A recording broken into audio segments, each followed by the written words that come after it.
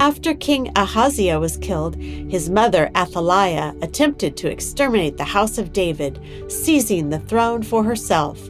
However, she never imagined that Ahaziah's sister Jehosheba, the wife of the high priest Jehoiada, had secretly hidden the young prince Joash in the temple for 6 years.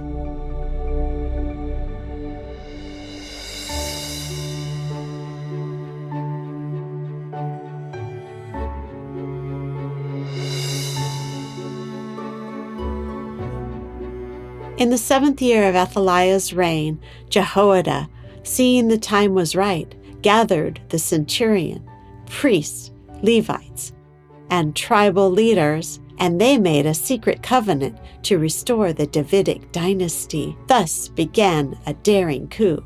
Jehoiada's plan was meticulous, setting up guards and ensuring only the priests and Levites, according to the rules of purification, could enter the temple. The people took up weapons to protect Joash with their lives. Then they brought out the king's son, put the crown on him, and gave him the covenant. They proclaimed him king, and Jehoiada and his sons anointed him, and they shouted, "Long live the king!" This was in accordance with the regulations for appointing kings found in Deuteronomy 17:14-20. Levites responsible for leading temple music worship. When Athaliah heard the noise and praises, she entered the outer court of the temple, and seeing what was happening, tore her clothes in fear and anger. Jehoiada ordered her to be killed at the horse gate outside the temple.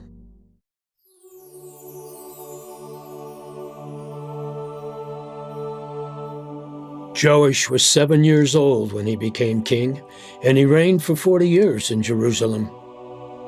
Joash did what was right in the sight of the Lord all the days of the priest Jehoiada.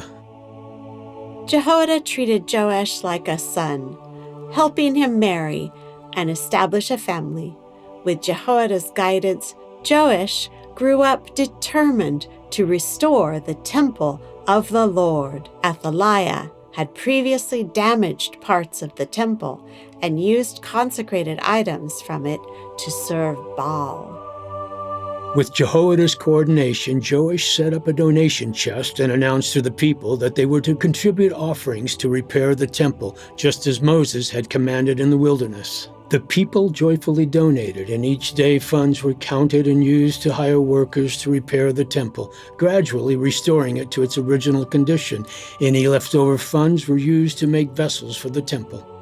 And they buried him, Jehoiada, in the city of David among the kings, because he had done good in Israel and for God and his house. The author pays special attention to how one was buried, for it showed God's blessings. When Jehoiada died, he was buried in the city of David among the kings. For a non-royal priest, it was a great honor and stood in stark contrast to the end of Joash's life. After Jehoiada's death, Joash, swayed by the leaders of Judah, abandoned the temple of the Lord and began worshiping Asherah and other idols. This account is unique to Chronicles. The temple had once been Joash's place of refuge, where he was anointed and where he zealously worked to repair. The Bible doesn't explain why Joash turned away from God's temple, but his fickleness, lack of loyalty, and ingratitude are evident. God, being just, allowed disaster to fall on Judah because of Joash's sins. But in his love, he continually sent prophets to urge Judah to repent. During this time, Zechariah, the son of Jehoiada, rebuked the people for forsaking the Lord. But at the king's command, the people stoned him to death in the temple courtyard. Why did the people resort to such violence, shedding blood in the temple? This reminds us what Jesus said about such events. Therefore, also the wisdom of God said, I will send them prophets and apostles, some of whom they will kill and persecute. so that this generation may be charged with the blood of all the prophets shed since the foundation of the world, from the blood of Abel to the blood of Zechariah, who perished between the altar and the sanctuary. Yes, I tell you, it will be charged against this generation." Jesus referred to Zechariah as marking the end of an era, and this also helps us understand that by Jesus' time, the book of Chronicles was already recognized as the final book of the Hebrews Bible canon. Zechariah is seen as the last martyr of the Old Testament. As he died, he did not curse those who killed him, but asked God to avenge him. God did indeed avenge Zechariah's death. He sent the Aramean king Hazael to punish Joash. Judah's army was defeated, many leaders were killed, and treasures were plundered. Joash himself fell gravely ill, and his own servants conspired against him and killed him in his bed. Unlike Jehoiada, who was buried with honor, Joash's end was marked by loneliness and dishonor.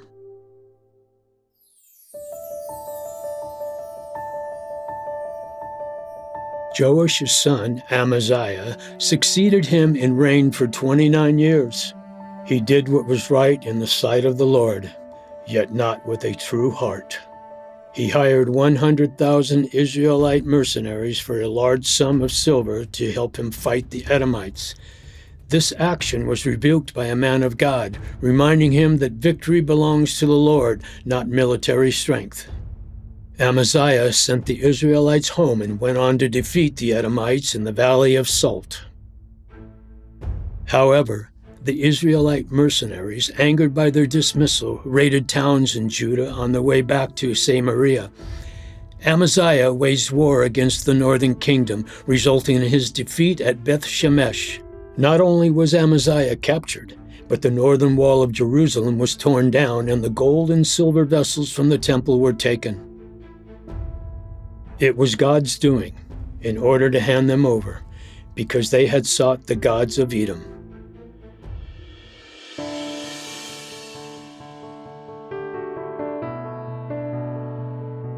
During Amaziah's captivity, his son Uzziah began to co-rule and eventually reigned for 52 years. Uzziah, also known as Azariah, both names having similar pronunciation and meanings. Some scholars believe that Uzziah was his reign title and Azariah was his name. He sought the Lord as soon as he ascended to the throne. God expanded his kingdom, and his fame spread far and wide. Uzziah first reclaimed Elath, a seaport on the Gulf of Aqaba, which had belonged to Israel during Solomon's reign. He also destroyed several Philistine cities and defeated the Arabs, Meunites, and the Ammonites. Most of Uzziah's conquests were in southern Judah, as the northern kingdom was still ruled by Jeroboam II. In addition, Uzziah undertook extensive building projects, constructing towers at the corner gate, the valley gate, and the wall's turning point in Jerusalem. He also had a passion for farming, also built watchtowers in the wilderness, protected livestock, and dug wells, and planted crops and vineyards. Furthermore, Uzziah commanded a powerful army with advanced weaponry. According to the records of Assyrian king Tiglath-Pileser III, he attacked Aram during the first year of his reign and encountered Azrael of Judah, who probably was Azariah, also known as Uzziah. Uzziah's fame spread far, for he received tremendous help from God, making him exceedingly strong. The chronicler highlights 3 key words to describe Uzziah: fame, help, and strength, emphasizing God's blessing on Uzziah. Help is also part of the meaning of Uzziah's name, Azariah. Strong was meant to be God's blessing to Uzziah. Unfortunately, Uzziah's strength became his stumbling block. In his arrogance, Uzziah attempted to usurp the priesthood by burning incense in the temple. The high priest Azariah and 80 other priests tried to stop him, but to no avail. God struck Uzziah with leprosy, which immediately broke out on his forehead.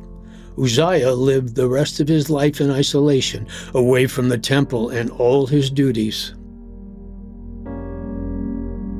When he died, he was buried in a field near the royal tombs. This is Uzziah's tombstone, inscribed in Aramaic with the words, "Here lie the remains of Uzziah, king of Judah." The stone was carved in the 1st century AD when Uzziah's remains were moved to a new burial place.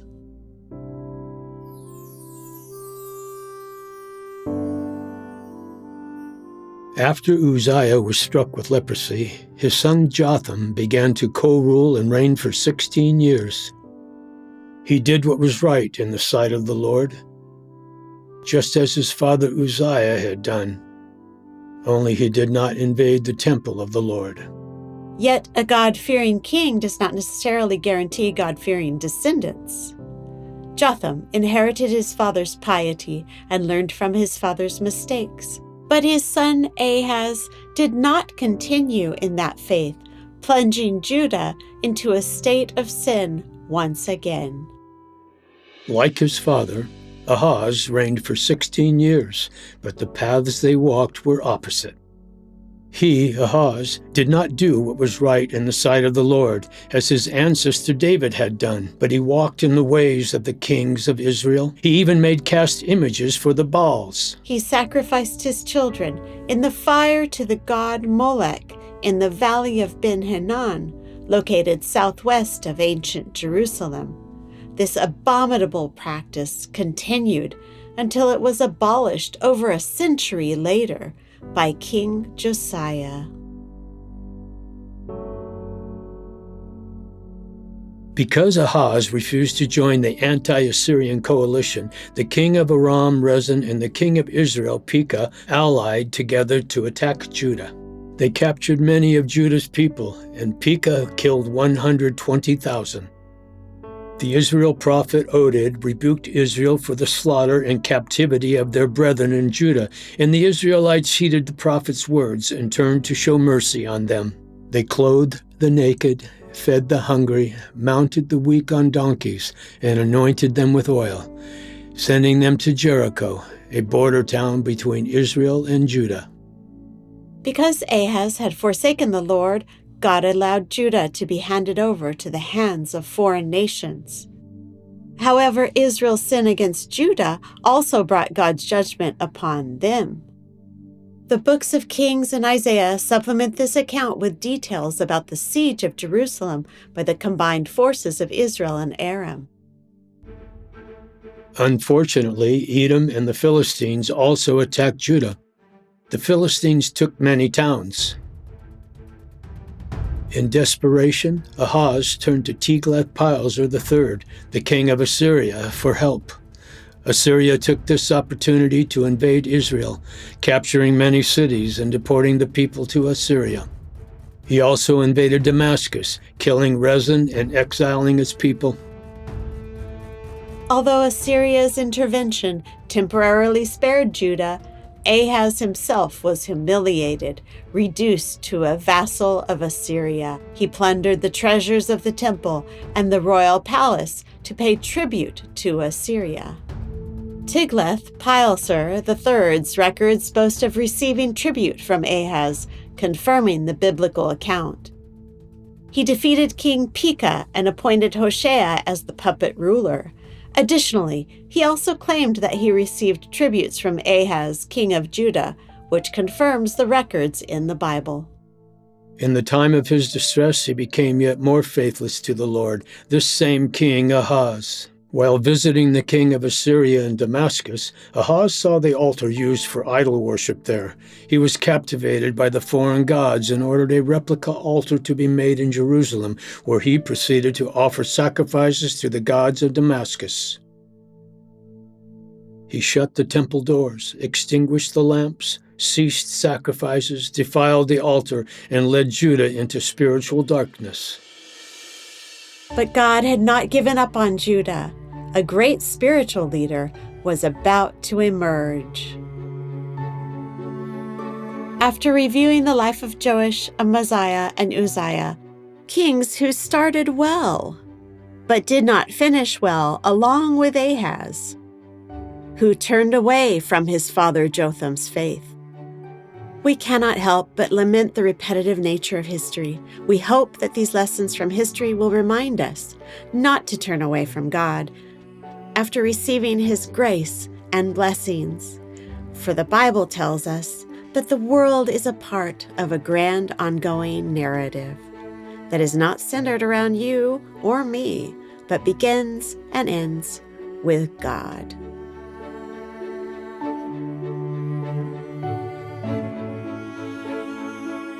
If we hope to live lives of meaning and purpose, we must move beyond self-centered perspectives. May God, through the stories of these figures in Chronicles, guide us to live lives that truly follow Him.